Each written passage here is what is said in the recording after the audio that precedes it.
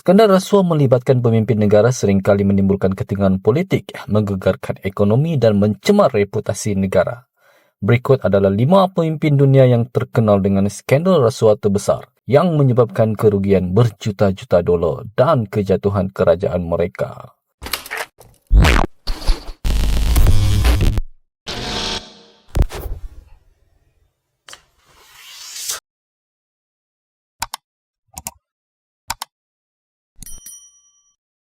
Yang pertama, Ferdinand Marcos, Filipina. Ferdinand Marcos yang menjadi Presiden Filipina dari 1965 hingga 1986 dikenali dengan penyelewengan dana negara yang luar biasa.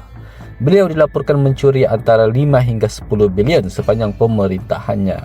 Sebahagian besar wang tersebut diperoleh melalui penyelewengan Bank Pusat Filipina. Marcos dan istrinya Imelda juga didakwa menyalahgunakan kuasa untuk hidup dalam kemewahan, termasuk membeli koleksi barang kemas, hartana mewah di luar negara. Ketika Marcos melarikan diri ke Hawaii pada 1986 selepas revolusi rakyat, beliau membawa bersama-sama wang tunai, emas dan dokumen yang membuktikan penyelewengan tersebut. Namun beliau tidak pernah dihadapkan ke mahkamah sebelum kematiannya pada 1995. Yang kedua, Sani Abacha, Nigeria. Jeneral Sani Abacha memerintah Nigeria dari 1993 hingga kematiannya pada 1998. Semasa pemerintahannya, beliau terlibat dalam skandal rasuah yang melibatkan jumlah wang yang sangat besar, antara 2 hingga 5 bilion. Abacha menggunakan kekuasaan ketenteraannya untuk mengawal aliran keuangan negara dan menyalahgunakan kedudukan tersebut untuk mengumpul kekayaan peribadi. Sebahagian besar wang tersebut diselewengkan melalui akaun luar negara dan aset-aset yang dibeli dengan wang haram. Selepas kematiannya, kerajaan Nigeria mula menyiasat dan berjaya mendapatkan semula sebahagian wang yang dicuri. Yang ketiga, Viktor Yanukovych, Ukraine. Viktor Yanukovych, Presiden Ukraine dari tahun 2002 hingga 2014, terlibat dalam salah satu skandal rasuah terbesar di negara tersebut. Beliau didapati menyalahgunakan dana negara untuk mengumpulkan 1.5 bilion dalam bentuk harta, wang tunai dan aset peribadi.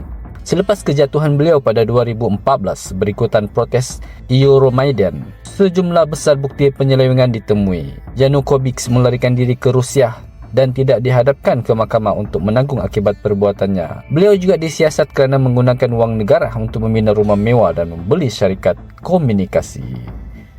Yang keempat, Mobutu Sese Seko, Republik Demokratik Kongo. Mobutu Sese Seko, Presiden Zaire sekarang Republik Demokratik Kongo, memerintah negara itu dari 1965 hingga 1997. Semasa pemerintahannya, Mobutu menyalahgunakan kuasa untuk mengumpulkan kekayaan yang luar biasa, dipercaya bernilai sekitar 5 bilion. Beliau menghabiskan dana negara untuk membeli barang-barang mewah, termasuk hartanah dan peralatan mewah di luar negara. Sementara rakyat Zaire terus menderita dalam kemiskinan. Mobutu juga dikenali dengan gaya hidup yang sangat mewah, yang didanai oleh wang negara. Beliau akhirnya digulingkan melalui satu rampasan kuasa, tapi tidak pernah dihadapkan ke mahkamah atas jenayahnya. Yang kelima, Najib Razak, Malaysia. Najib Razak, bekas Perdana Menteri Malaysia, terlibat dalam skandal 1MDB yang menjadi salah satu kes rasuah terbesar dalam sejarah moden. 1MDB adalah dana pembangunan negara yang digunakan oleh Najib dan sekutunya untuk memperkayakan diri mereka. Dengan anggaran 4.5 bilion telah diselewengkan, Najib didakwa menggunakan dana dari 1MDB untuk tujuan peribadi, termasuk membeli hartanah mewah, barang kemas dan karya seni.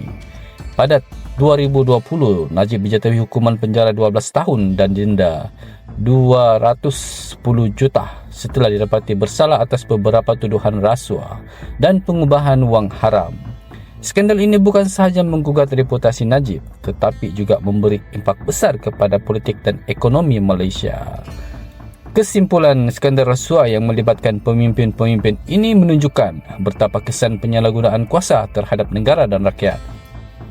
Mereka bukan sahaja mencuri dana negara, tetapi juga merosakkan keyakinan rakyat terhadap sistem pentadbiran dan menjejas kemajuan negara. Walaupun ada di antara mereka yang tidak pernah dihadapkan mahkamah, skandal ini tetap memberi pengajaran penting mengenai bahaya rasuah dalam pentadbiran negara.